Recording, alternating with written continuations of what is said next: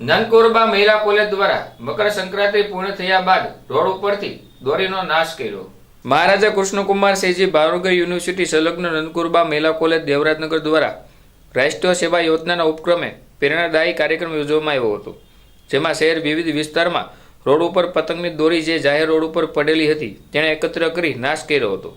મકર સંક્રાંતિ પૂર્ણ થયા બાદ પતંગ અને દોરીઓ મોટા પ્રમાણમાં રોડ ઉપર પડી હોય છે। આ દોરીથી રોડ ઉપર પશુ પંખીના પગમાં આવે તો તેને ઈજા થતી હોય છે।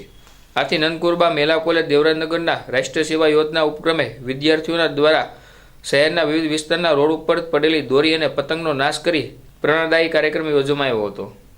નમસ્કાર, હું ભૂમિ પરમાર, નનકોરબા મહિલા કોલેજ દેવરાજનગરના NSS યુનિટના પ્રોગ્રામ ઓફિસર।